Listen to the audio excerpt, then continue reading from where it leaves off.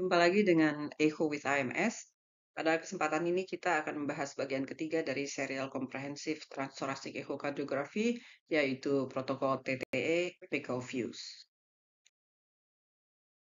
Pemeriksaan pada apical window adalah pemeriksaan yang kedua setelah kita melakukan pemeriksaan dari parasteral windows.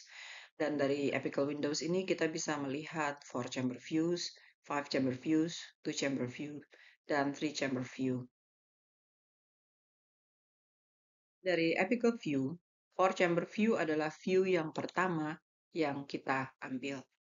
Nah, kita letakkan probe di apex atau di punktum maksimum. Kita lihat ada apical impulse, kita letakkan probe di sana.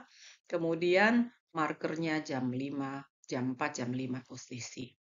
Nah, yang penting adalah kita menghindari foreshortening. Jadi apexnya betul-betul kita lihat adalah berupa apex. Bagaimana membedakan true apex dan false apex? Apex yang true apex, jadi pada ujung sini kita tidak akan melihat pergerakan ke tengah. Jadi kalau lihat segmen yang lain, pada waktu sistolik pergerakan ke tengah, menebal dan endocardial bordernya ke tengah. Tapi pada apex tidak demikian. Kalau pada apex kita lihat pergerakan ke tengah, itu artinya foreshortening atau tidak true apex. Oke, kemudian kita bisa lihat dari 4-chamber view kita rotate anti-clockwise menjadi 2-chamber view, dari 2-chamber view kita rotate menjadi 3-chamber views.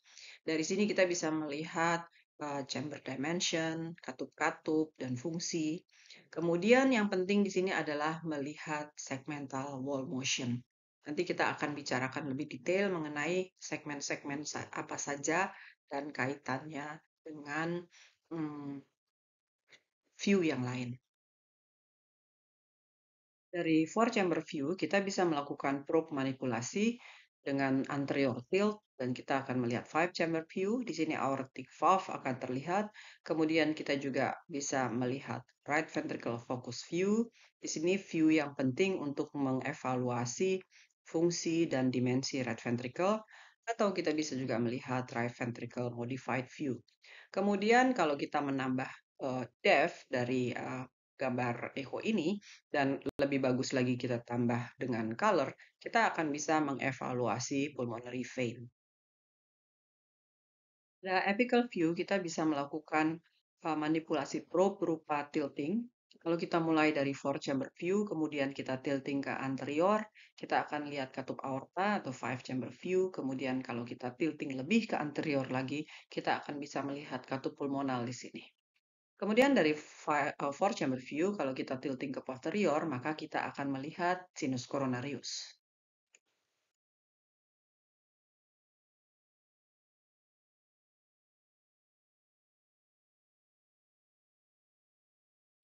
Nah, ini adalah pengukuran biplane disc summation atau kita biasa kenal dengan Simpson methods. Jadi kalau kita melakukan pengukuran untuk LV volume dan LV ejection fraction, yang direkomendasi adalah pengukuran 2D volume, dan ini kita bisa dapatkan dari apical view. Jadi 4-chamber view pada saat sistolik dan diastolik, atau 2-chamber view pada saat sistolik dan diastolik. Kita kemudian melakukan tracing di endocardial border. Perhatikan bahwa yang kita trace adalah batas antara compacted dan non-compacted myocardium. Nah, di sini inilah yang kita ukur. Musculus papillaris dan trabekel masuk ke dalam rongga, ya. Kemudian yang penting juga adalah kita harus menghindari foreshortening. Jadi yang kita ukur apex ini adalah true apex. Dan untuk memastikan keakuratan pengukuran kita, kalau kita ukur panjang dari sumbu memanjang left ventricle pada 4-chamber view dan pada 2-chamber view, tidak boleh berbeda lebih dari 10%. Selanjutnya adalah pengukuran dimensi atrium. Kita mulai dari atrium kanan.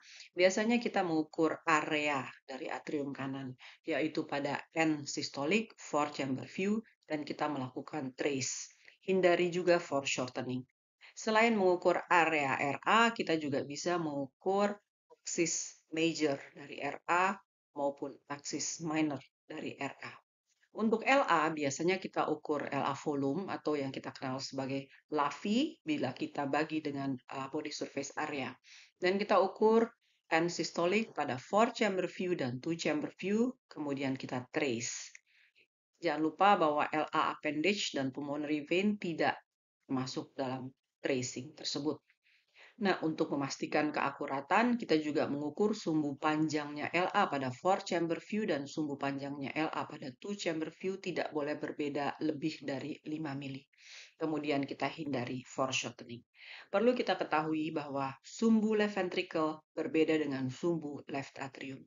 Jadi kalau pada pengukuran kita bisa mendapatkan true axis atau kita bisa mendapatkan menghindari foreshortening dari left ventricle, belum tentu LA-nya juga tidak foreshortening. Jadi biasanya kalau LV-nya tidak foreshortening, LA-nya mungkin bisa foreshortening. Sebaliknya, kalau kita bisa mendapatkan LA yang tidak foreshortening, ya benar-benar panjangnya LA, mungkin saja LV-nya foreshortening.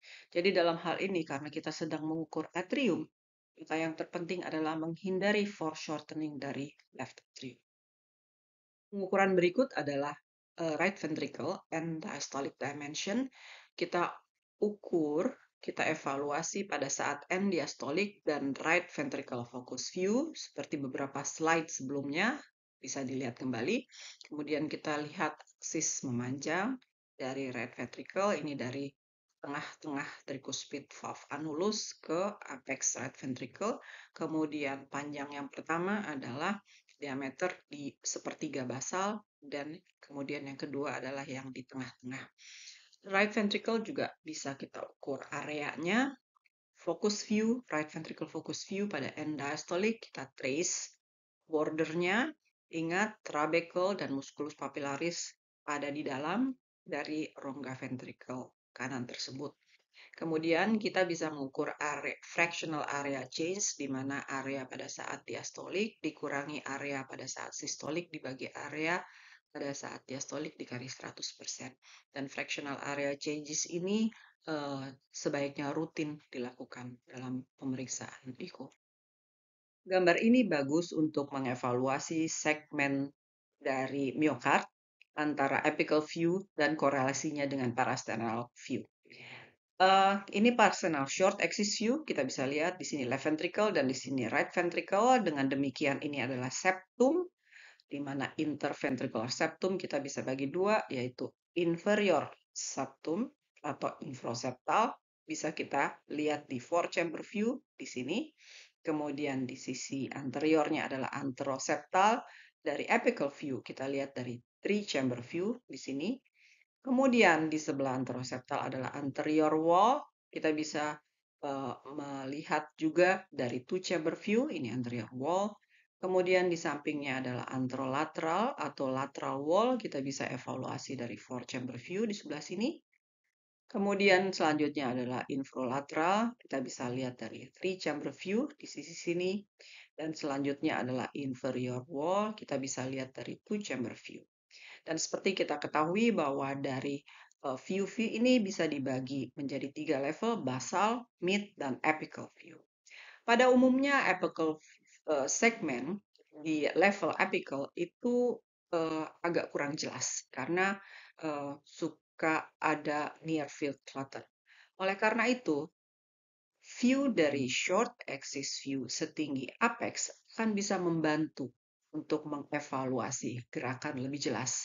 Dan perlu kita ketahui bahwa kalau di mid level dibagi 6 section, tapi kalau di apical level hanya dibagi 4 section, yaitu septal, lateral, anterior, dan inferior.